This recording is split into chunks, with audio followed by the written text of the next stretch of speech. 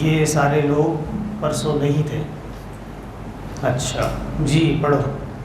بسم الله الرحمن الرحيم. باب علامة المنافق. وبه قال حدثنا سليمان أبو الربيع قال حدثنا إسماعيل بن جعفر قال حدثنا نافع بن مالك بن أبي عامر أبو سهيل عن أبيه عن أبي هريرة رضي الله تعالى عنه عن النبي صلى الله تعالى عليه وسلم قال آية المنافق. تعالى کی ضرورت نہیں ہے. عن النبی صلی اللہ علیہ وسلم. عن النبي صلى الله عليه وسلم قال آية المنافق ثلاث إذا حدث كذب وإذا وعد أخلف وإذا اؤتمن خان. جی پڑھو پڑھو. وبه قال حدثنا قبيصة بن عقبة قال حدثنا سفيان عن الأعمش عن عبد الله بن مرة عن مسروق عن عبد الله بن عمرو رضي الله تعالى عنهما أن النبي صلى الله عليه وسلم قال أربع من كن فيه كان منافقا خالصا ومن كانت فيه خصلة منهن كانت فيه خصلة من النفاق حتى يدعها إذا اؤتمن خان وإذا حدث كذب وإذا عاهد غدر وإذا خاصم فجر. تابعه شعبة عن الأعمش. بسم اللہ الرحمن الرحیم. نحمده ونصلي على رسوله الكريم. اما بعد. باب علامت المنافق. یہ باب ہے منافق کی علامت کے بارے میں. وبه قال حدثنا سليمان أبو الربيع قال حدثنا إسماعيل بن جعفر قال حدثنا نافع بن مالك بن أبي عامر. جعفر منصرف ہے غیر منصرف ہے؟ غیر منصرف ہے. علمیت ہے اور وزن فعل ہے یا عجمہ ہے غالباً. تو جعفر پڑھیں گے نا. قال حدثنا نافع بن مالك بن ابی عامر ابو سہیل عن ابیہ عن ابی ہریرۃ عن النبی صلی اللہ علیہ وسلم قال آیۃ المنافق ثلاث اذا حدث كذب واذا وعد اخلف واذا اؤتمن خان. جناب رسول اللہ صلی اللہ علیہ وسلم نے فرمایا منافق کی تین نشانیاں ہیں. یہاں پہ آیت کا ترجمہ آپ کریں گے علامت سے, ٹھیک ہے, کیونکہ ویسے بھی آیات بینات واضح نشانیاں. تو امام بخاری رحمہ اللہ نے جو باب میں کہا باب و علامت المنافق, دیکھیے باب و آیت المنافق نہیں کہا ہے. یہ اس بات کی طرف اشارہ فرمایا ہے کہ منافق کی جو علامات ہیں, جو اس کی کیفیات ہیں, جو اس کا احوال ہیں, وہ حالات ان چیزوں پر مشتمل ہوتے ہیں. سب سے پہلے یہ جان لیجئے کہ نفاق کی دو قسمیں. کتنی؟ دو قسمیں. ایک ہوتا ہے منافق اعتقادی اور ایک ہوتا ہے منافق عملی. امیر صاحب بولیے مسئلہ کیا ہے؟ غیر حاضر ہے, کھڑا نہیں ہو رہا ہے. کیوں نہیں کھڑے ہو رہے تم؟ انسان بن جاؤ تم, خبردار. اتنا موٹا آدمی جب ہو جاتا ہے نا تو اس کی غیرت ختم ہو جاتی ہے. خیال کرنا ذرا, جب نام لیے کھڑے ہو جاؤ, تمہاری مجال کیسے تم بیٹھے, ٹھیک ہے. ایک ہوتا ہے منافق اعتقادی اور ایک ہوتا ہے منافق عملی. اب سوال یہ ہے کہ یہاں حدیث میں جس منافق کا ذکر کیا گیا ہے یہ منافق اعتقادی ہے یا یہ منافق عملی ہے؟ علماء کرام نے جواب یہ دیا ہے کہ امام بخاری رحمہ اللہ اس باب میں کتاب الایمان میں ایمان کی علامات بیان فرما رہے تھے, ایمان کے اجزاء بیان فرما رہے تھے, ایمان کی زیادت و نقصان بیان فرما رہے تھے. یہاں پہ اعتقاد کا کوئی عمل دخل نہیں ہے, اس لیے کہ اگر اعتقاد کا عمل دخل ہو گیا ادھر تو پھر ایمان کی نفی کرنی پڑے گی, اور ایمان کی نفی ہو جائے گی تو پھر یہ بحث خارج ہو جائے گی اپنے موضوع سے. اور وہ بحث تھی کتاب الایمان, ایمان کے بارے میں, وَهُوَ قَوْلٌ وَفَعْلٌ وَيَزِيدُ وَيَنْقُصُ وَالْإِسْلَامُ وَالْإِيمَانُ وَاحِدٌ. سمجھ میں آئی بات؟ یہ منافق سے مراد منافق عملی مراد ہے, ٹھیک ہے. پھر امام مالک رحمہ اللہ سے بھی منقول ہے، اور صحابہ کرام میں حضرت حذیفہ بن الیمان رضی اللہ تعالیٰ ان سے احادیث کی کتابوں میں یہ منقول ہے کہ جناب رسول اللہ صلی اللہ علیہ وسلم کی حیات میں 3 درجے تھے: مومن، کافر اور منافق۔ اب جو ہے وہ جناب رسول اللہ صلی اللہ علیہ وسلم دنیا سے پردہ فرما گئے، تشریف لے گئے، اب کوئی منافق نہیں رہے گا، یا مسلمان ہوگا یا کافر ہوگا۔ تو سوال یہ ہے کہ جب حذیفہ بن الیمان منافق کی نفی کر رہے ہیں تو پھر حدیث میں آیت المنافق کا کیا مطلب ہے؟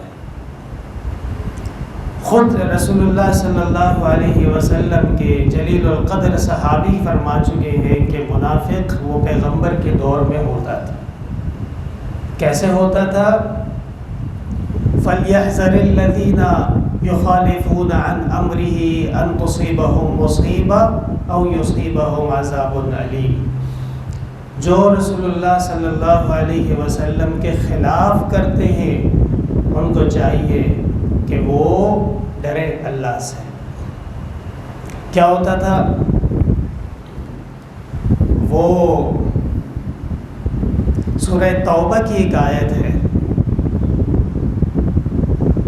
اور اس آیت میں اللہ تعالیٰ فرماتے ہیں کہ ہم بیان کریں گے آپ کے سامنے کون ایمان کے اوپر قائم ہے اور کون وہ ایمان کے اوپر قائم نہیں ہے۔ ٹھیک ہے، وہ آیت میرے ذہن سے بھی الفاظ اس کے نکل رہے ہیں، لیکن ترجمہ اس کا بالکل اسی طرح ہے کہ قرآن کریم کی آیات نازل ہوں گی اور وہ آپ کو بتاتی جائیں گی وَإِذَا مَا أُنزِلَتْ سُورَةٌ نَظَرَ بَعْضُهُمْ إِلَىٰ بَعْضٍ هَلْ يَرَاكُمْ مِنْ أَحَدٍ ثُمَّ انصَرَفُوا صَرَفَ اللَّهُ قُلُوبَهُمْ۔ یہ پورا جو یعتذرون سے لے کے سورہ توبہ کے آخر تک کے جو یہ رکوع ہیں یہ تقریباً منافقین کے بیان میں ہے۔ یعتذرون الیکم اذا رجعتم الیہم قل لا تعتذروا۔ یہ تمام کے تمام اخبار یہ اللہ تعالیٰ بذریعہ وحی کے جناب رسول اللہ صلی اللہ علیہ وسلم کو بتاتے تھے، اور پھر وہ اعلان فرماتے تھے، مسلمانوں کو بتاتے تھے کہ فلاں آدمی منافق ہے، اس کو آئندہ مسلمانوں کی صفوں میں نہیں چھوڑنا ہے۔ لیکن صاحب وحی صرف پیغمبر تھے، کوئی عام آدمی، کوئی عام امتی، کوئی ولی کیوں نہ ہو، کوئی بہت بڑا علامہ و مفتی کیوں نہ ہو، وہ کسی کے بارے میں یہ دعویٰ نہیں کر سکتا کہ یہ منافق ہے۔ کون سا منافق؟ منافق اعتقادی۔ سمجھ میں آئی بات؟ اور منافق کی جو دوسری قسم ہے منافق عملی، وہ ہوتا مسلمان ہے لیکن جو اس کے عمل ہوتے ہیں اس میں کمزوری ہوتی ہے، شدید قسم کی عمل کی کمزوری کی وجہ سے اس کے ایمان میں کمی، اور اگر جب اچھا عمل کرے گا تو زیادتی واقع ہو جائے گی۔ وہ منافق مراد ہے امام بخاری رحمہ اللہ کا۔ اذا حدث کذب، سارے بیٹھو اور خیال کرو، چھٹی نہیں کرتا، جب وہ بات کرتا ہے تو جھوٹ بولتا ہے، چونکہ ایمان کا دار و مدار مقال پہ ہے۔ کس پہ ہے؟ مقال پہ۔ اور اسلام اور ایمان میں جب داخل ہوتا ہے ایک مسلمان تو وہ لا الہ الا اللہ محمد الرسول اللہ اشہد ان لا الہ الا اللہ گواہی دیتا ہے، اور گواہی کہاں سے ہوتی ہے؟ صدق دل سے، لیکن زبان کے ساتھ۔ تو جو آدمی اپنے ایمان کا موقوف کرے اپنی زبان پہ، جو آدمی اپنے دین کا اظہار کرے اپنی زبان سے، جو آدمی اپنے ایمان کا اقرار کرے اپنی زبان سے، پھر وہی زبان غلط بات کرے، یہ مسلمان کے ایمان کے منافی ہے۔ اس لیے اس کو منافق قرار دیا گیا کہ ایک طرف سچ بولتا ہے، دوسری طرف جھوٹ بولتا ہے، ایک بات نہیں کرتا، اور جو دو باتیں کرنے لگے اس کی زبان کا اعتبار ختم ہو جاتا ہے. ٹھیک ہے. اذا حدث کذب، جب بات کرتا ہے جھوٹ بولتا ہے. اور اس کے بالکل برخلاف اصدق الصادقین اور جناب رسول اللہ صلی اللہ علیہ وسلم کے معجزات میں سے ایک یہ معجزہ تھا کہ وما ينطق عن الهوى ان هو الا وحی یوحی وما هو علی الغیب بضنین ولقد رآہ بالافق المبین. آپ صلی اللہ علیہ وسلم جو بیان فرماتے تھے وہ آپ کی آنکھوں دیکھا حال ہوتا تھا، کوئی بات اپنی طرف سے نہیں کرتے تھے. وَإِذَا وَعَدَ أَخْلَفَ، جب وعدہ کرتا ہے تو خلاف کرتا ہے. سنن بیہقی کی روایت لا ایمان لمن لا امانت لہ ولا دین لمن لا عہد لہ، یہ روایت سنن بیہقی میں بھی موجود ہے، اور اس کے علاوہ حدیث کی جو بڑی بڑی معروف کتابیں ہیں ان میں بھی مل جائے گی. جناب رسول اللہ صلی اللہ علیہ وسلم نے فرمایا کہ جو امانت کا خیال نہیں کرے گا اس کا ایمان کمزور ہے، اور جو عہد و پیمان کا ایفا نہیں کرے گا اس کا دین کمزور ہے. ایمان اور دین، ایمان وہ حالت قلبی اور دین اس کے اوپر طاری ہونے والی کیفیات، اللہ تعالیٰ کا بتایا ہوا راستہ اور جناب رسول اللہ صلی اللہ علیہ وسلم کی لائی ہوئی شریعت، اسی کو دین کہتے ہیں. اس کے علاوہ جتنے بھی ادیان ہیں وہ سب کے سب منسوخ ہو چکے ہیں. ان الدین عند اللہ الاسلام ومن یبتغ غیر الاسلام دینا فلن یقبل منہ. ٹھیک ہے.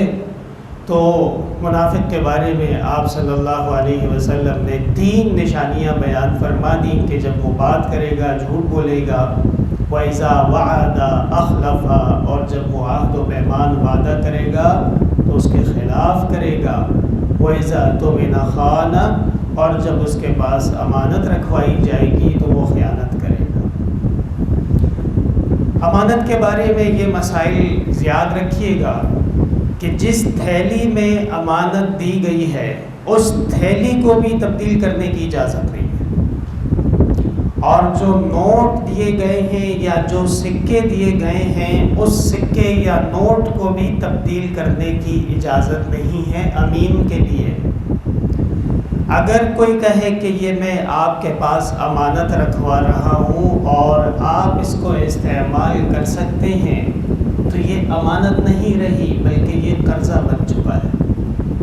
سمجھ میں آ رہی ہے بات؟ ایسا ہوتا ہے زندگی میں. تو یہ قرض بن جائے گا اور قرض کے احکام وہ الگ ہو جاتے ہیں.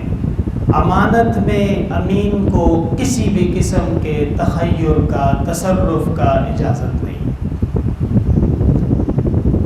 اور اگر واقعی وہ امانت کے اوپر قائم رہا اور اس نے امانت میں اپنی طرف سے کوئی تصرف نہیں کیا لیکن پھر بھی کسی وجہ سے امانت ضائع ہو گئی تو پھر امانت کا ضمان امین کے اوپر نہیں ہوتا ہے. جبکہ اگر کوئی چیز استعمال کے لیے دی گئی تھی، بطور رہن کے دی گئی تھی، بطور ضمانت کے دی گئی تھی، اس کا ضمان ہوتا ہے. سمجھ میں آ رہی ہے بات؟ تو یہ لوگ اس سے غلط فائدہ اٹھاتے ہیں کہ جی امانت تھی ضائع ہو گئی. نہیں، امانت ایسے ضائع کیسے ہو گئی؟ آپ کا اس میں کیا عمل دخل تھا؟ آپ نے اس کی حفاظت کی کوشش کی یا آپ نے خود اس میں سے چوری کرنے کی کوشش کی ہے؟ پہلے یہ پتہ کیا جائے گا. اگر واقعتاً وہ امانت کے معیاروں پہ پورا اترتا ہے اور اس کے اپنے عمل دخل سے کوئی چیز اس میں خراب نہیں ہوئی ہے تو اس کے اوپر کوئی ضمان نہیں. لیکن اگر اس نے امانت کو بطور اپنی چیز کے استعمال کیا اور پھر اس میں کوئی تغیر لے آیا تو وہ قرض کے بدلے میں ہو جائے گا اور قرض کا ضمان یقیناً ہوتا ہے. ٹھیک ہے. وبه قال حدثنا قبيصة بن عقبة قال حدثنا سفيان عن الأعمش عن عبد الله بن مرة عن مسروق عن عبد الله بن عمرو أن النبي صلى الله عليه وسلم قال اربع من کن فیہ کان منافقا خالصا، 4 چیزیں ہیں جس کسی میں یہ 4 خصلتیں پائی جائیں گی پکا منافق ہوگا۔ ومن کانت فیہ خصلۃ منہن، اور اگر کسی میں ایک خصلت ان میں سے پائی گئی، کانت فیہ خصلۃ من النفاق، تو اس میں منافقت کی ایک علامت ہوگی، حتی یدعها، یہاں تک کہ اس کو چھوڑ دے۔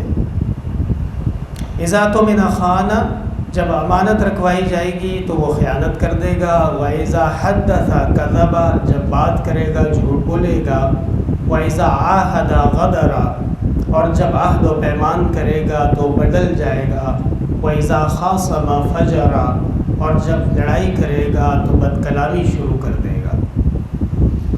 یہاں پہ 2 مسئلے سمجھ لیں۔ پہلا مسئلہ تو یہ سمجھ لیجئے کہ امام بخاری رحمہ اللہ یہ جو دوسری حدیث لے کے آئے ہیں یہ اپنے دعوے کے ثبوت کے لیے لے کے آئے ہیں۔ الایمان یزید و ینقص، اور حدیث شریف کو پیش کرتے ہیں کہ جس کسی میں 4 چیزیں پائی جائیں گی وہ پکا منافق ہوگا۔ کتنی چیزیں؟ 4 کا پایا جانا یہ ایمان کا کمزور ترین درجہ ہے۔ الایمان ینقص ومن کان فیہ احداہن، اور اگر کسی میں ان 4 میں سے 4 کے 4 تو نہیں ہیں لیکن ایک ہے تو بھی وہ منافق کی علامات میں آ رہا ہے، لیکن اس کا نفاق وہ 4 والے کے نفاق سے بہت ہلکے درجے میں ہے۔ الایمان یزید و ینقص، سمجھ میں آئی بات؟ تو یہاں سے امام بخاری رحمہ اللہ اپنے اسی دعوے کو ثابت فرمانا چاہ رہے ہیں کہ ایمان کے مراتب ہیں۔ اور دیکھیے رسول اللہ صلی اللہ علیہ وسلم نے خود فرمایا جس کسی میں یہ 4 چیزیں پائی گئیں وہ بہت بڑا منافق ہوگا، اور جس کسی میں 4 میں سے ایک پائی گئی تو اس میں منافقت کی کوئی نہ کوئی علامات پائی جا رہی ہوں۔ ہمارے یہاں علماء خصوصاً فقہاء و متکلمین فرماتے ہیں کہ یہ تو عمل کا تفصیل بیان کی جا رہی ہے۔ جو عمل بہترین کرے گا اس کا ایمان اس کا اسلام دونوں برابر ہو جائیں گے، اور جو عمل نہیں کرے گا تو اس کے دل میں ایمان کا انکار تو ہم اور آپ نہیں کر سکتے۔ ایمان تو اللہ تعالیٰ اور بندے کے درمیان ہے، البتہ اس کے اعمال کا انکار ہم ضرور کریں گے، اسلام کے لحاظ سے وہ کمزور ہوگا۔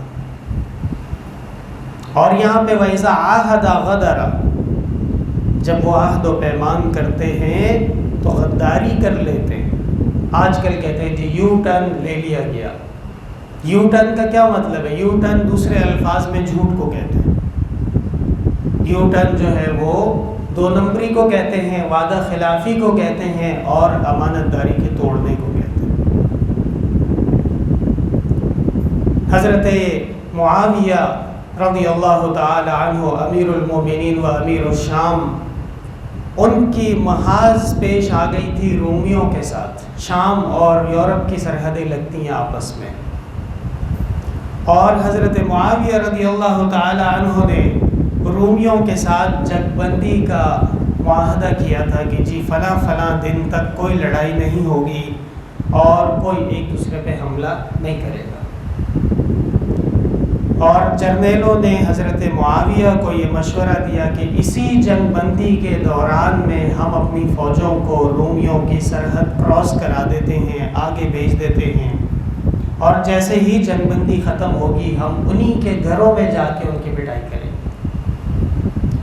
اور وہاں پہ ایک صحابی آئے، ایفاء لا غدر، ایفاء لا غدر، اے معاویہ عہد اور پیمان کو پورا کرنا ہے اور غدر کی اجازت اسلام میں نہیں۔ دشمن کے ساتھ، اپنے خونی اور جانی دشمن کے ساتھ بھی معاملے میں صحابہ کرام کا تقویٰ دیکھیے۔ اگرچہ حضرت معاویہ کو فتح بالکل سامنے نظر آ رہی تھی، لیکن اس میں ایک طرح سے عہد اور پیمان کی خلاف ورزی نظر آ رہی۔ اس لیے حضرت معاویہ رضی اللہ تعالی عنہ نے وہ والی محاذ کا ارادہ ترک کر دیا اور جنگ بندی کے بعد پھر معاملات کو آگے دیکھا۔ اسی طرح ایک حدیث میں آتا ہے کہ جناب رسول اللہ صلی اللہ علیہ وسلم کی خدمت میں بالکل ابتدا میں یہ وہی آدمی ہیں جنہوں نے حضرت معاویہ کو روکا ہے جنگ میں، یہ حضرت کی خدمت میں تشریف لائے اور کہا کہ سنا ہے کہ آپ پہ وحی نازل ہوتی ہے، آپ اللہ کے رسول و پیغمبر ہیں، میں آپ پہ ایمان لانا چاہتا ہوں، مجھے آپ ایمان کی تعلیمات سکھائیے۔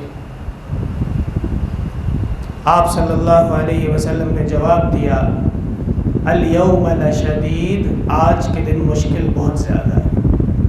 ایک روایت میں آتا ہے جیسے دیوار پہ پانی بہہ کے نیچے آتا ہے، اس طرح ایمان کے اوپر مصیبتیں اور تکالیف آتی ہیں۔ تو آپ صلی اللہ علیہ وسلم نے اس کو باقاعدہ اپنے ساتھ اس وقت ٹھہرنے سے منع فرما دیا اور کہا کہ جاؤ، اور عنقریب اللہ تعالیٰ مجھے اجازت دے دیں گے جہاد کی، ہجرت کی، پھر تم آؤ اور پھر میں تمہیں تمام دین کے مسائل سمجھا دوں۔ یہ بھی ایفاء لا غدر کے باب میں سے، کسی کو دھوکہ دے کے مسلمان کر دیا وہ مسلمان نہیں ہے۔ کسی کو جھوٹ بول کے غلط راستوں سے آپ نے ایمان کی طرف دعوت دی تو وہ ایمان اس کا معتبر نہیں ہوگا۔ ایمان صدق دل سے ہوگا، امانت داری سے ہوگا، اور اللہ تبارک و تعالیٰ کی بندگی اختیار کرنے سے ہوگا، اور اس میں سچ بہت ضروری ہے۔ سمجھ میں آئی بات؟ اذا عاہد غدر، اور جب وہ عہد کرتا ہے تو غداری بھی کر لیتا ہے۔ وَإِذَا خَاصَمَ فَجَرَ، صلح حدیبیہ کے موقع پہ جناب رسول اللہ صلی اللہ علیہ وسلم نے جو شرائط طے فرمائی تھیں، ان شرائط میں یہ تھا کہ مکہ والوں کا کوئی بھی آدمی مسلمان ہو کے مدینہ نہیں آئے گا، اور ایک صحابی جو مکہ سے مدینہ آ گئے تھے، مکہ والے اس کو لینے آئے، جناب رسول اللہ صلی اللہ علیہ وسلم نے اپنے عہد و پیمان پر پوری پاسداری کی، اور اس صحابی کو اپنا بندہ تھا، مسلمان تھا، مجاہد تھا، کفار کے حوالے کیا، لے کے جاؤ اس کو۔ البتہ وہ جوان زبردست تھے، وہ راستے میں کفار کی اس نے پٹائی کی اور بھاگ گئے ان سے، اور پھر وہ نہ مدینہ آتے تھے نہ مکہ آتے تھے، بلکہ یمبو اور جدہ کے ساحل پہ رہتے تھے، اور گزرنے آنے والے کی خوب پٹائی کرتے تھے۔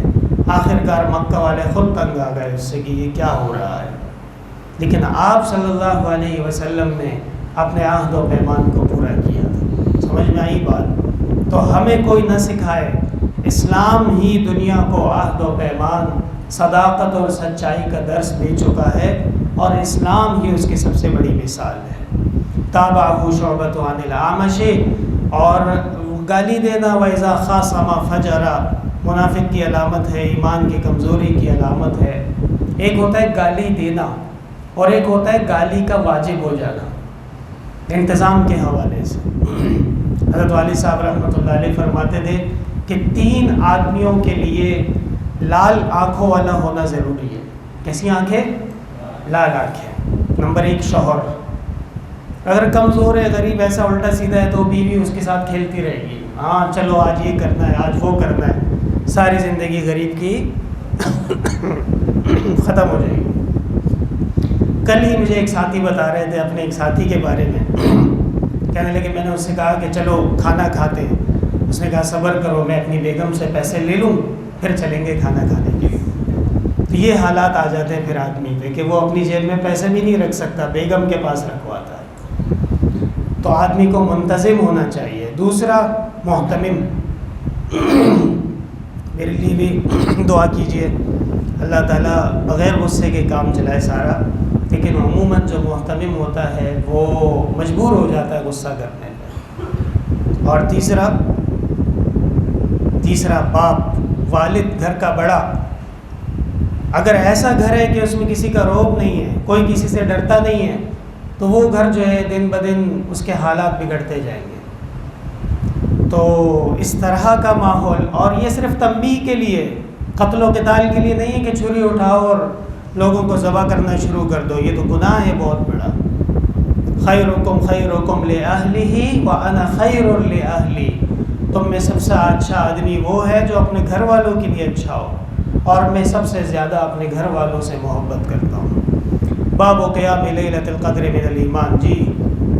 وبه قال حدثنا ابو اليمان قال اخبرنا شعيب قال حدثنا ابو الزناد عن الاعرج عن ابي هريره رضي الله تعالى عنه قال قال رسول الله صلى الله عليه وسلم من يقوم ليله القدر ايمانا واحتسابا غفر له ما تقدم. جی یہ باب، یہ حدیث اصل میں آئی ہے ہمارے شریعت مطہرہ میں 3 طرح. من قام رمضان ایمانا و احتسابا غفر له ما تقدم من ذنبه، یہ ہے پہلی حدیث. من صام رمضان ایمانا و احتسابا غفر له ما تقدم من ذنبه، یہ ہے دوسری حدیث. من اعتکف عشر الاواخر من رمضان غفر له ما تقدم من ذنبه، یہ ہے تیسری حدیث. ٹھیک ہے، یہ 3 مادے ہیں، 3 متون ہیں. بقیہ جتنی بھی احادیث ہوں گی ان کا تعلق صیغوں میں فرق ہوگا، لیکن تعلق ان 3 اعمال سے ہوگا، یا پھر قیام سے، یا پھر صیام سے، یا پھر عشر الاواخر اعتکاف سے. ٹھیک ہے. تو جناب رسول اللہ صلی اللہ علیہ وسلم نے فرمایا کہ جو کوئی کھڑا ہو جائے لیلۃ القدر میں تو اس کے لیے گناہ معاف کر دیے جائیں گے. صوفی جی لیلۃ القدر کسے کہتے ہیں؟ لیلۃ القدر اللہ تعالیٰ کی طرف سے اپنے خاص بندوں کو ایک رات عطا کی جاتی تھی جو پہلے زمانے میں صرف انبیاء کو ملتی تھی. یہ خاص باتیں یاد رکھنے کی ہے. لیلۃ القدر امت محمدیہ سے پہلے صرف اور صرف انبیاء کو دی جاتی تھی، اور یہ پورے سال میں 360 دنوں میں یا 345 دن جو شرعی کیلنڈر سے بنتے ہیں، ان تمام دنوں میں ایک دن ایک رات ہوتی تھی. وہ آپ کا کام تھا ڈھونڈو اس کو. اب تو رمضان المبارک میں ہے نا، پہلے اس طرح نہیں تھا، بلکہ یہ 12 مہینوں میں کسی ایک مہینے کی کوئی ایک رات ہوتی تھی جو لیلۃ القدر مانی جاتی تھی. جناب رسول اللہ صلی اللہ علیہ وسلم کے عظیم معجزات میں اور اللہ تعالیٰ نے آپ پہ جو احسانات فرمائے، امت پہ احسان فرمائے، ان میں سے یہ فرمایا کہ یہ انبیاء کے ساتھ خاص تھی، امت کو بھی دے دی گئی. کس کو دے دی گئی؟ امت کو. اور یہ پورے سال میں ہوتی تھی، اور اللہ تعالیٰ نے اس کو مخصوص فرما دیا ہماری امت کے لیے رمضان المبارک کے ساتھ. کتنی آسانی پیدا ہو گئی.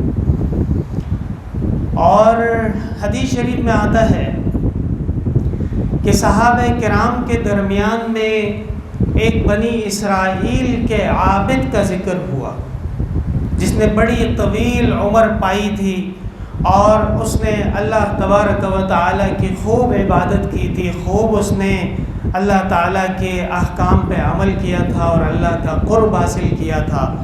صحابہ کرام رضوان اللہ علیہم اجمعین نے اس کی زندگی پہ رشک کیا کہ کاش کہ ہماری زندگی بھی اتنی طویل ہو اور ہم اللہ کی عبادت کریں.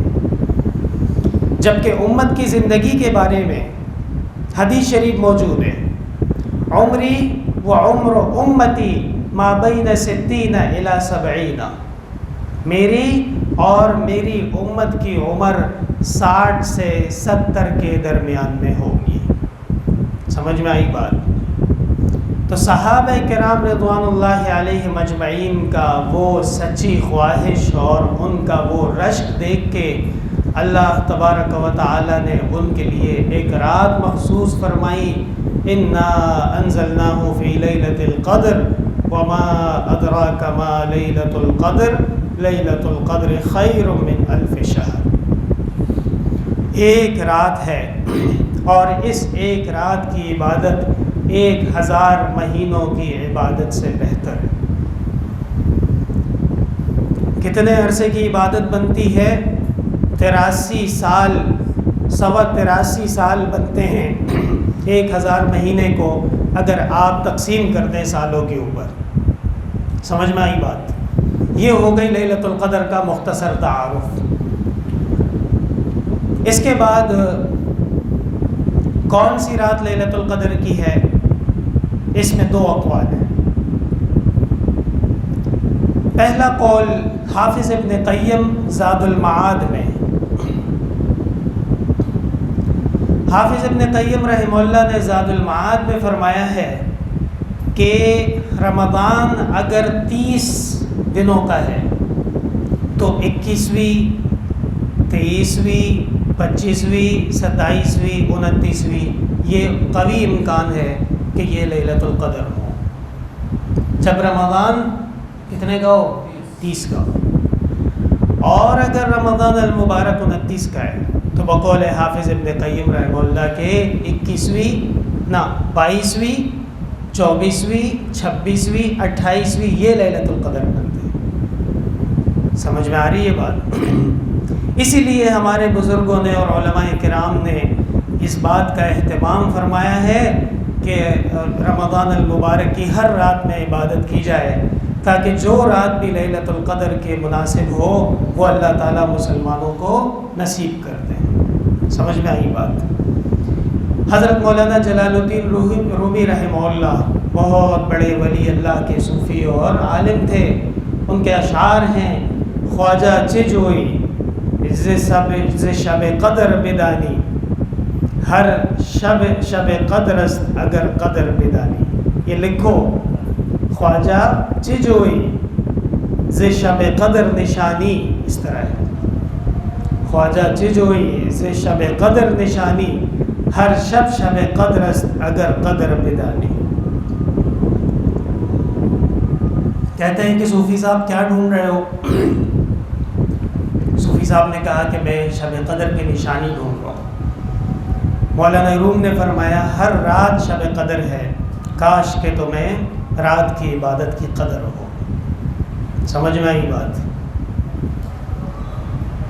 جبکہ دوسرا قول فقہائے کرام کا ہے، دوسرا قول فقہائے کرام کا ہے، اور فقہائے کرام فرماتے ہیں کہ 27ویں رات، اس کے بارے میں غالب گمان یہی ہے کہ یہ شب قدر کی رات۔ اور فتاوی عالمگیری فصل فی قیام رمضان، اس میں لکھا ہے کہ بغیر کسی عذر کے، بغیر کسی مجبوری کے، بغیر کسی سفر کے، بغیر کسی مشکلات کے 27ویں کے علاوہ قرآن کریم کا ختم کرنا یہ صحابہ کرام کی مخالفت ہے۔ آپ نے سنا ہوگا جی 3 روزہ تراویح، 5 روزہ تراویح، 10 روزہ تراویح۔ ارے بھائی یہ 10 روزہ تراویح کے بعد آپ کیا کریں گے؟ تراویح پڑھیں گے نہیں پڑھیں گے؟ جب پڑھیں گے تو کھڑے ہو جاؤ، ایک ایک رکوع سنو قرآن کا۔ معلوم ہوتا ہے کہ تراویح پڑھنے کے لیے تیار نہیں ہے۔ شروع میں 3 گھنٹے کھڑے ہو جائیں گے اور آخری راتوں میں وہ مسجد میں نظر نہیں آئے گا، یہ بہت غلط بات ہے۔ حالانکہ آخری راتیں زیادہ مبارک ہیں، آخری راتوں کا اعتبار زیادہ ہے، اور آخری راتیں تو اللہ تعالیٰ کے ہاں بہت محبوب راتیں ہیں۔ وَالْآخِرُ عِتْقٌ مِّنَ النَّارِ، جہنم سے خلاصی کی راتیں ہیں۔ ان راتوں میں صوفی جی چلا جاتا ہے تارک روڈ، کدھر چلا جاتا ہے؟ تارک روڈ، آپ نہیں جائیے گا، صحیح ہے، خبردار۔ اور جو ہے وہ چلا جاتا ہے بیوٹی پارلر، عید ہو رہی ہے جی میرا میک اپ کر دو۔ ایسے نوجوان بھی ہیں، اللہ معاف فرمائے، کہ وہ عید سے پہلے 24 گھنٹے پہلے بیوٹی پارلر چلے جاتے، شرم تم کو مگر نہیں آتی۔ تو یہ ساری چیزیں غلط ہیں۔ لیلۃ القدر کی تلاش رمضان المبارک میں ہوگی، اور رمضان المبارک میں فقہا کی رائے یہ ہے کہ 27ویں رات ہے، اور حافظ ابن قیم رحمہ اللہ کے اقوال کو میں نے آپ کے سامنے ذکر کر دیے۔ یہ ہو گیا ایک مسئلہ، ٹھیک ہے۔ اب آ جاؤ دوسرے مسئلے پہ۔ دوسرا مسئلہ کیا ہے؟ باب قیام لیلۃ القدر من الایمان، یہ باب ہے کہ لیلۃ القدر میں کھڑا ہونا ایمان کی علامت ہے۔ اس قیام سے کون سا قیام مراد ہے؟ آمدم برسر مطلب، اس لیے کہ اجعلوا آخر صلاتکم باللیل وترا، بخاری شریف کی حدیث، اس کے علاوہ بھی صحیح کتابوں میں موجود ہے جناب رسول اللہ صلی اللہ علیہ وسلم نے فرمایا ہے کہ وطر کو رات کی آخری نماز بناؤ، ٹھیک ہے۔ اور اسی طرح آپ شریعت مطہرہ کی کتابیں کھول کے دیکھیں تو آپ کو فصل فی قیام رمضان، قیام رمضان کے بارے میں ابواب ملیں گے، قیام رمضان کی فضیلتیں ملیں گی، قیام رمضان کے احکام ملیں گے، قیام رمضان کے مسائل ملیں گے۔ یہ سارے کے ساری چیزیں یہ آپ کی نوافل کے بارے میں ہیں یا آپ کی تراویح کے بارے میں ہیں، یہ علماء فیصلہ خود کریں۔ آپ جائیں اور تحقیق کریں اور کتابیں اٹھا کے دیکھیں، آپ کو ہر جگہ قیام رمضان کا ترجمہ ملے گا تراویح کی نماز۔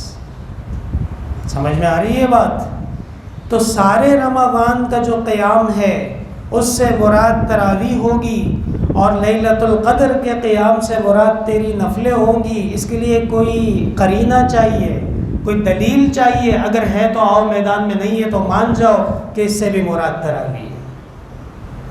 اور حضرت مولانا محمد انور شاہ کشمیری رحمۃ اللہ علیہ فیض الباری جلد 2 میں صفحہ نمبر 400 کے آس پاس حضرت نے فرمایا ہے کہ صحیح بات یہ ہے کہ جناب رسول اللہ صلی اللہ علیہ وسلم نے وطر کو رات کی آخری نماز قرار دیا ہے، تو اس کو آخری نماز ہی بنایا جائے گا، اور اس سے پہلے جو عبادت کی جائے گی وہ عبادت تراویح کی صورت میں ہوتی ہے۔ اگر مختصر عبادت کر لی سونے سے پہلے تو وہ 8 رکعت قیام اللیل بن جاتی ہے، اور اس کے بعد پھر تفصیلی عبادت کر لی۔ حجد یحجد کا اصل معنی ہے تہجد، یعنی نیند سے بتکلف اٹھ کے نماز پڑھنا، ٹھیک ہے۔ اور رمضان المبارک میں ہر مسلمان پہ وہ تمام نماز سنت قرار دے دی گئی ہے جو عام حالات میں ان کے اختیارات میں ہوتی ہے۔ بات سمجھ میں آئی؟ اس لیے باب قیام لیلۃ القدر من الایمان، یہ باب ہے کہ لیلۃ القدر کی رات میں بھی تراویح کے لیے کھڑا ہونا ایمان کی علامت ہے۔ سمجھ میں آئی بات؟ اسی طرح حضرت والد صاحب رحمۃ اللہ علیہ کے پاس ایک بہت بڑے ادارے سے فون آیا کہ حضرت آپ کے بارے میں استفتاء آیا ہے۔ کیا ہے؟ استفتاء آیا ہے فتویٰ کے بارے میں، کہ حضرت مولانا مفتی ظہور علی خان صاحب وہ رمضان المبارک میں یا مطلقاً وطر کی نماز کے بعد نوافل پڑھنے سے منع کرتے ہیں۔ اب ہم کیا جواب دیں اس کا؟ انہوں نے پوچھا، بہت بڑے مدرسے نے۔ حضرت نے فرمایا بذل المجہود شرح ابی داؤد جلد نمبر 7، حضرت مولانا خلیل احمد سہرانپوری رحمۃ اللہ علیہ، انہوں نے لکھا ہے کہ جو جناب رسول اللہ صلی اللہ علیہ وسلم کا فرمان ہے کہ اجعلوا آخر صلاتکم باللیل وطرا، معلوم ہوتا ہے کہ یہ حتمی فرمان ہے، اور اس کے ہوتے ہوئے اس کے بعد اگر کوئی نفل پڑھے گا تو وہ سنت کے خلاف کرے گا۔ کتنے حوالے ہو گئے؟ 2 حوالے ہو گئے۔ ایک پہلے میں نے آپ کو فیض الباری جلد 2 کا بتایا، اور یہ بذل المجہود شرح ابی داؤد حضرت مولانا خلیل احمد سہرانپوری رحمۃ اللہ علیہ، انہوں نے بھی اس مسئلے کی وضاحت کی ہے کہ وطر کی نماز کے بعد نوافل کی ضرورت نہیں ہے۔ اس میں تطبیق یہ کر لی جائے گی کہ اگر کسی کو بہت زیادہ خواہش ہے، کسی کو بہت زیادہ، حضرت والد صاحب فرماتے تھے خارش ہے، کسی کو کیا ہے؟ بہت زیادہ خارش ہے، تو کسی ایک دن امام کے ساتھ وطر چھوڑ دے، اگرچہ وہ بھی خلاف سنت ہے۔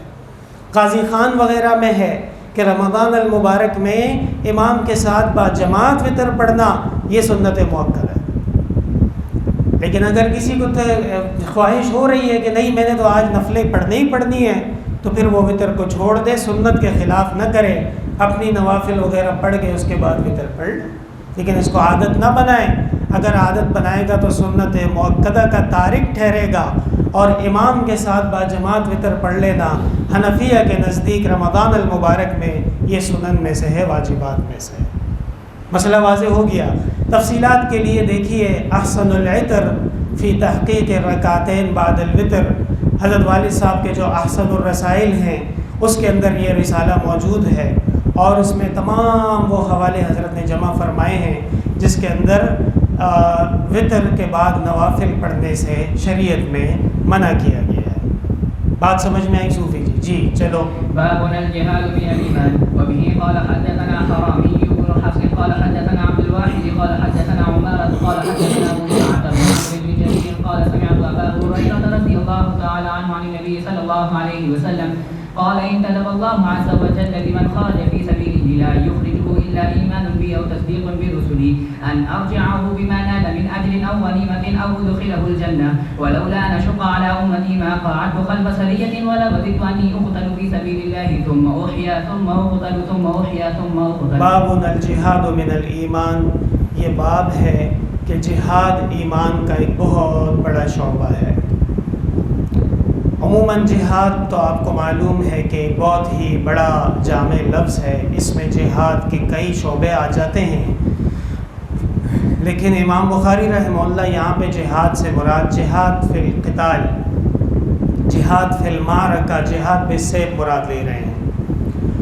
اور بیان وہی فرما رہے ہیں کہ جو جہاد کرتا ہے اس کا ایمان کامل ہے، اس کا ایمان بڑے اعلیٰ درجے پہ ہے. پتہ چلا کہ ایمان کا جز بہت بڑا وہ اللہ کے راستے میں جہاد کرنا ہے. اور فرماتے ہیں قال سمعت ابا ہریرہ عن النبی صلی اللہ علیہ وسلم قال، آپ نے فرمایا انتدب اللہ. انتدب کے کئی تراجم کیے گئے. اللہ تعالیٰ نے اپنی ذمہ داری لے لی ہے. انتدب اللہ تعالیٰ نے اعلان فرما دیا ہے. انتدب اللہ تعالیٰ نے یہ انعام دینے کا اعلان کیا ہے. انتدبا اللہ تعالیٰ نے یہ فیصلہ کر لیا ہے. سمجھ میں آ رہی ہے بات؟ انتدبا اللہ کی مشیت میں یہ بات اٹل ہو چکی ہے. یہ تمام تراجم آپ کریں گے انتدبا کے. اللہ تعالیٰ نے یہ فیصلہ فرما لیا ہے، اللہ نے یہ اپنے ذمے لے لیا ہے. لمن خرج فی سبیلہ، جو اللہ کے راستے میں نکلے گا. کس لیے نکلے گا؟ کہ میں سندھی ہوں، میں پٹھان ہوں؟ نہیں، یہ میری زمین کا مسئلہ ہے، خبردار نہیں. لا یخرجہ الا ایمان بی، صرف اس لیے وہ نکل رہا ہے کہ اللہ پہ اس کا ایمان ہے اور اللہ تعالیٰ کے ساتھ شرک نہیں ہوگا، اللہ کے سامنے اللہ کی بارگاہ میں گستاخی نہیں ہوگی، اللہ کی نافرمانی نہیں ہوگی. یہ ایمان ہے. او تصدیق برسلی، اور پھر جو اللہ تعالیٰ کے رسل ہیں، اللہ تعالیٰ کے بھیجے ہوئے انبیاء ہیں، ان کی تصدیق کرنی ہوگی. اور اگر وہ سچا ہے اپنے دونوں اعمال میں، ان ارجعہ بما نال من اجر او غنیمت، تو میں ضرور اس کو لوٹاؤں گا بہت بڑے اجر سے اور بہت بڑی غنیمت سے. یہ اصل میں محدثین کو شک ہوا ہے، عبارت کے الفاظ میں قدر شک ہے. او ادخلہ الجنہ، یا پھر میں اس کو داخل کر دوں گا کس میں؟ جنت میں. ولولا ان اشق علی امتی، اگر مجھے میری امت کا خوف نہ ہوتا، ما قعدت خلف سریۃ، میں کسی لڑائی سے پیچھے نہیں رہتا. ولوددت ان اقتل فی سبیل اللہ، میں چاہتا ہوں کہ اللہ کے راستے میں شہید ہو جاؤں. ثم احیا، پھر مجھے زندہ کیا جائے. ثم اقتل، پھر میں شہید ہو جاؤں.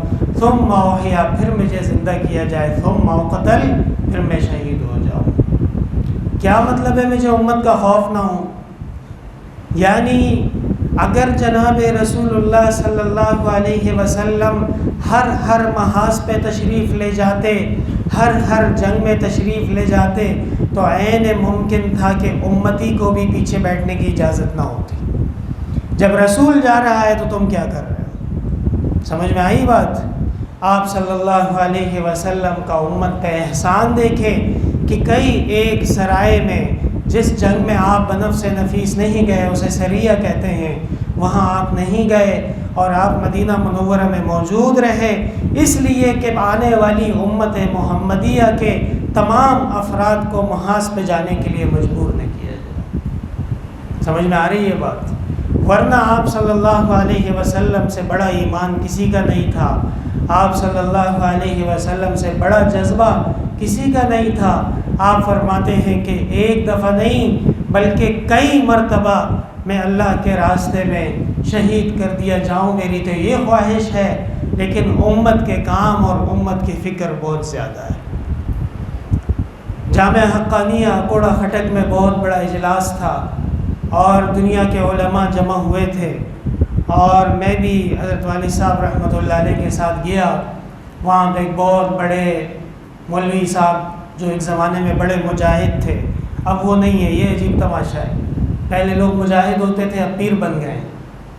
تو اس نے تقریر کی کہ بزرگ اور بوڑھا پیغمبر جہاد پہ جاتے تھے اور تم لوگ جہاد پہ نہیں جاتے ہو، سارے انہیں مدرسے کھولنی ہے، آرام سے بیٹھ گئے ادھر، نکلو سب کے سب جہاد پہ۔ حضرت والد صاحب رحمۃ اللہ علیہ نے علماء کی اس عظیم مجلس میں ان کو کہا کہ آپ کی بات غلط ہے۔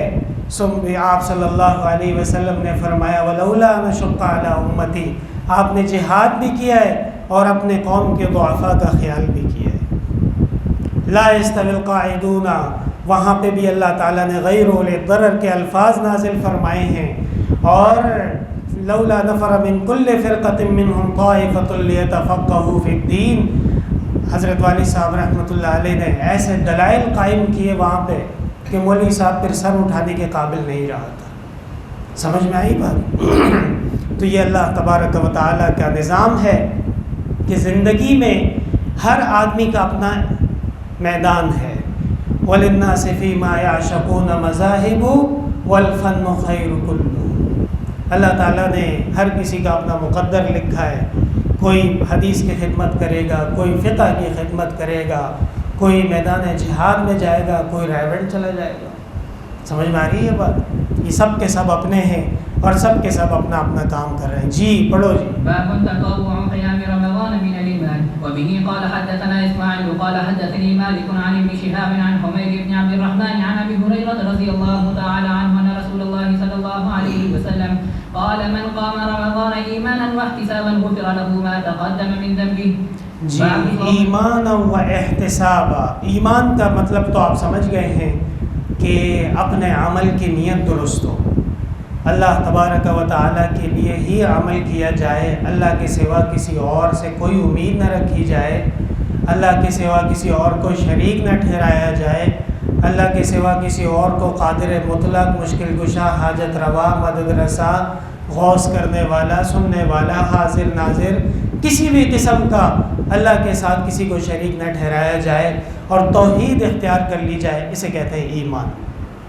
سمجھ میں آئی بات؟ احتساب کا کیا مطلب ہے؟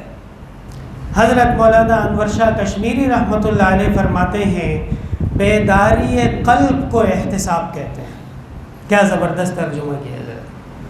کیا بیداری قلب کو، سویا ہوا غریب جیسے ادھر ایک ابھی سو رہا تھا، ادھر ایک سو رہا تھا، اب یہ بھی تو کہنے کو دور حدیث میں بیٹھا اور بخاری پڑھ رہا ہے، لیکن ایمان اور احتساب نہیں ہے۔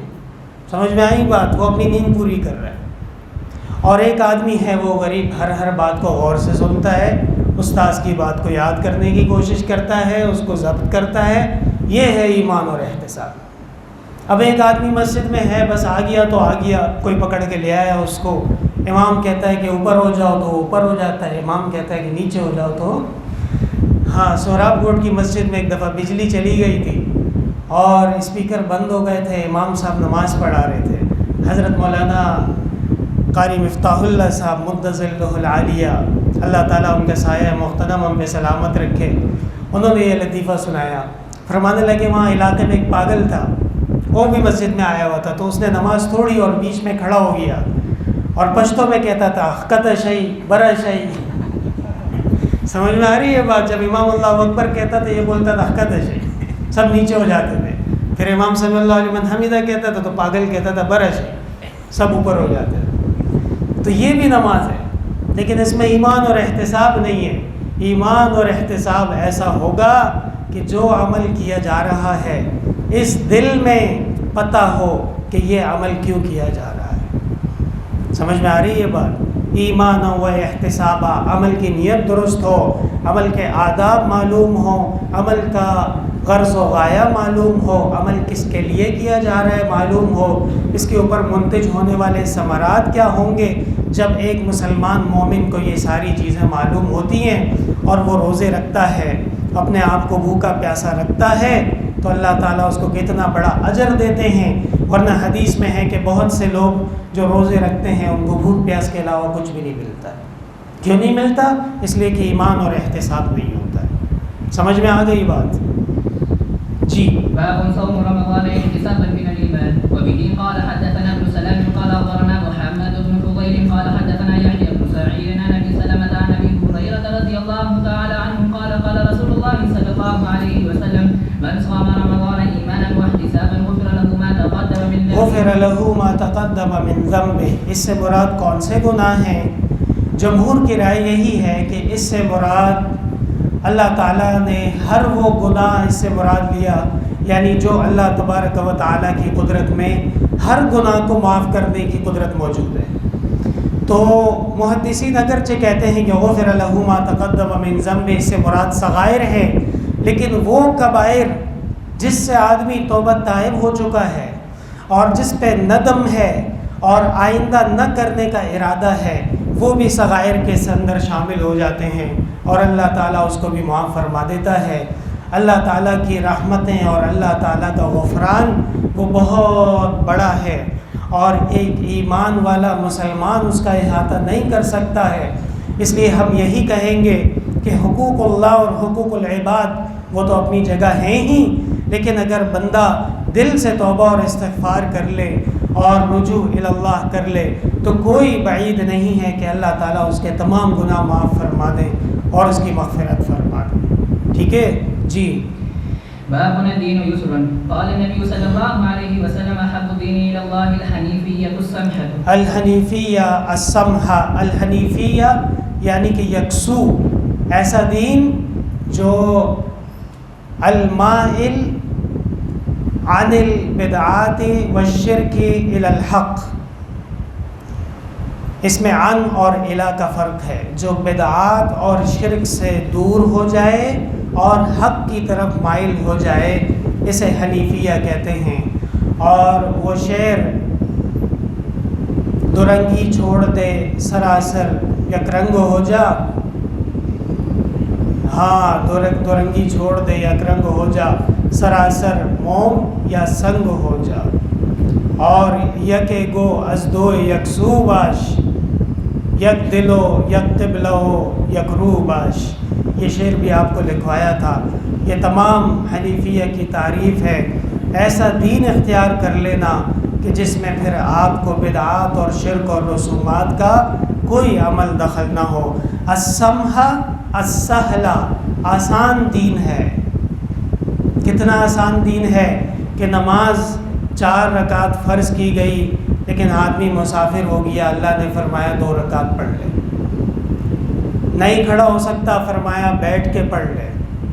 بیٹھ کے نہیں پڑھ سکتا، صلی ایمان وتجعل رکوعک سجودک اخفض من رکوعک، حدیث میں آتا ہے۔ اشارے سے نماز پڑھو اور اپنے رکوع کو، اپنے سجدے کو رکوع سے زیادہ جھکا لو۔ نہیں پڑھ سکتا نماز، کوئی بات نہیں، بعد میں قضا کر لے گا۔ روزہ نہیں رکھ سکتا، وَعَلَى الَّذِينَ يُطِيقُونَهُ فِدْيَةٌ طَعَامُ مِسْكِينٍ، اور جہاد پہ نہیں جا سکتا، غیر اولِ الضرر، اس کے اندر ضرر موجود ہے۔ کون سی دین کا وہ شعبہ ہے جس شعبے میں اللہ تعالیٰ نے مسلمان کے ساتھ سختی کی ہو؟ کوئی ایسا شعبہ نہیں۔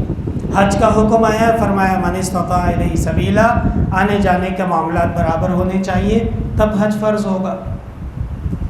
نکاح کرنا ہوگا، من استطاع منکم الباۃ، جو نکاح کے حقوق ادا کر سکے۔ جتنے بھی دین کے شعبے ہیں اللہ تعالیٰ نے اس دین کی تعلیمات میں اتنا بڑی آسانی رکھی ہے کہ ہم مسلمان بھی ہیں، ہم امتی بھی ہیں، اور اس کے ساتھ ہماری فطرت کے مطابق اللہ نے ہمیں ایسا دین دیا ہے، لا یکلف اللہ نفسا الا وسعها، اللہ تعالیٰ کسی کو ضرورت سے زیادہ زیر بار نہیں کرتے ہیں۔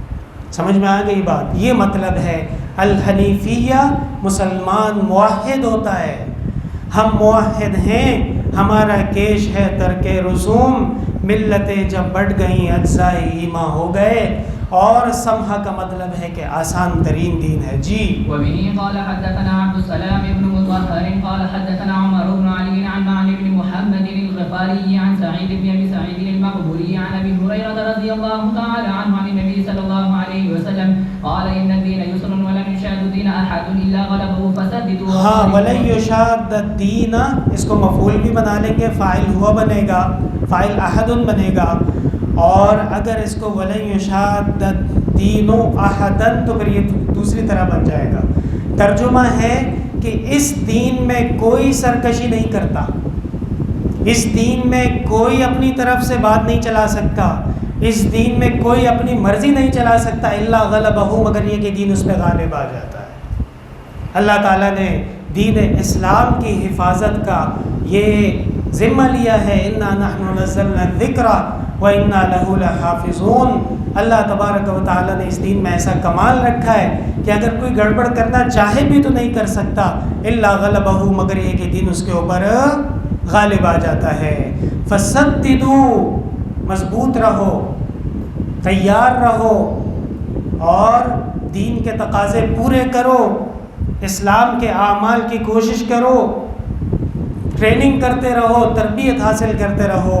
وقاربوا، آپس کے اختلافات کو ختم کرو، آپس کی لڑائیوں کو ختم کرو، اور اتحاد اور تنظیم کے ساتھ رہو۔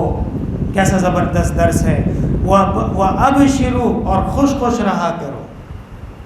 مسلمان کا ایمان اور مسلمان کے اعمال کا جو نتیجہ ہوتا ہے وہ اس کے قلب اور اس کے روح کو خوش کر دیتا ہے۔